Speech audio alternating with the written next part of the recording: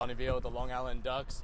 Donnie, you were drafted by the Chicago Cubs out of Piedmont Community College in the second round. What was that like getting drafted, hearing your name? Oh, it was exciting. I'd gone through the draft process in high school. We got drafted. Didn't end up signing in high school, so we got drafted again at a junior college. It was exciting, went a little higher than I expected to go, so that was also exciting.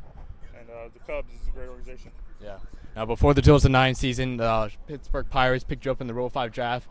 They really gave you your first chance in the major leagues. Unfortunately, you guys were a last-place team that year, but what did you enjoy about playing with the Pittsburgh Pirates? It was good for me. I got to learn how to be professional.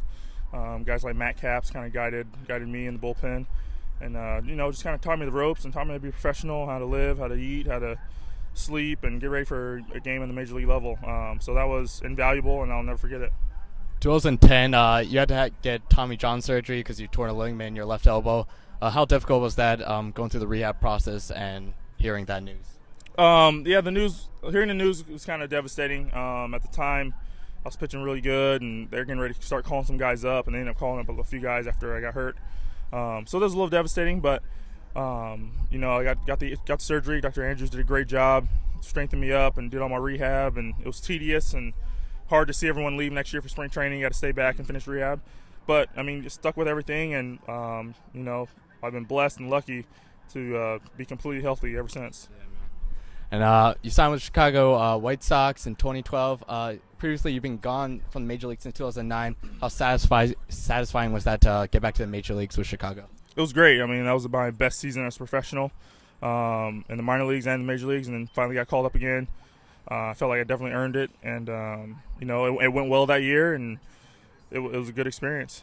Would you say that's even more satisfying than maybe your major league debut with all the adversity you went through being away from the game for a while? Your major league debut, you'll never forget. That's reaching your goal of getting to the major leagues, but definitely it was very satisfying to get back there after going through Tommy John and working through it and getting healthy and earning my way back up there.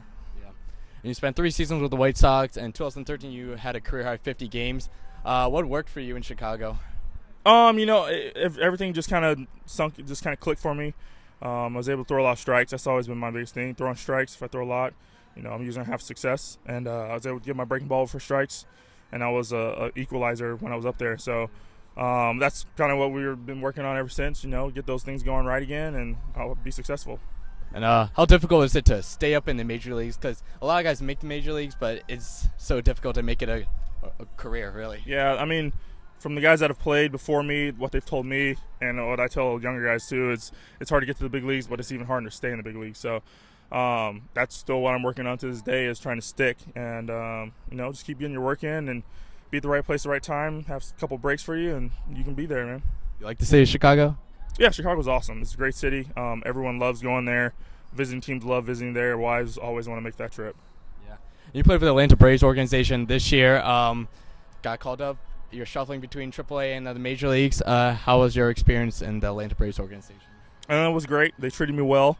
I pitched what best I've ever pitched in my life, in my career in the minor leagues, getting called up.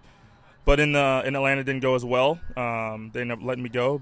So I'm here signed with Long Island Ducks.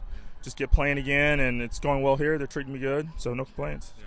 Like you just said 2 weeks ago, you signed with the Ducks in the Atlantic League. What led to that decision to sign with Long Island? My agent had a connection with Long Island. I've known a few players here, so it was a little bit easier decision, just being more comfortable with the situation. Do you know much about the Atlantic League going in, and after being here for 2 weeks now, what are your thoughts on the competition level now? I've known about the league. I know there's some good competition here. For whatever reason, some guys, couldn't get signed, or they're younger and then get signed in high school or out of college, or for whatever reason. But there's good players here. Oh, excuse me. And since I've been here, I've seen that competition level. It's been good. No complaints. A lot of these guys could easily be affiliated ball, and a few of them could easily be in the major leagues. You've had spring training in both Arizona and Florida, I believe. Where do you prefer having spring training? Well, I live in Arizona, so I prefer spring training in Arizona. Yeah. But that's not the only reason. Arizona is, in my opinion, the stadiums are nicer, they're newer, they get more fans. Yeah. I love Arizona. I'm completely biased, but I take Arizona spring training over Florida any day. That's great. And obviously, as a pro ball player, you guys all had those long minor league bus rides. So what's the longest minor league bus ride you've had?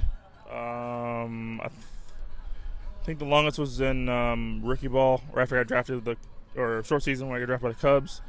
My first year, we went from Boise, Idaho to Vancouver, Canada. I think it was 16 hours on the bus. And playing the major leagues, you play in some of the best stadiums in the world. What are some of your favorite major league stadiums you got to play in? Pittsburgh by far is the most beautiful stadium from a fan standpoint with the view. It looks like a postcard with the bridges and downtown and the river going through. Wrigley and Fenway, the old classic stadiums. I never got to play in the old Yankee Stadium, but I would have liked to. The new one's beautiful, but from what I heard, it's not the same feel as the old one.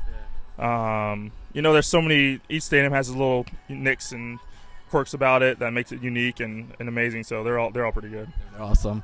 And then final question: in the major leagues, who are some of the tougher hitters for you to face? Me personally, I think Shin-Chu Chu was pretty tough on me. I faced him a few times. Prince Fielder has always been really tough. I've had a little bit of success against him, but he's always been a tough hitter. And I think maybe Jason Kipnis has got me a couple times for a few hits. So probably those three guys. All right, Donnie, thanks so much. All right. Best of luck. Thank you. Appreciate it.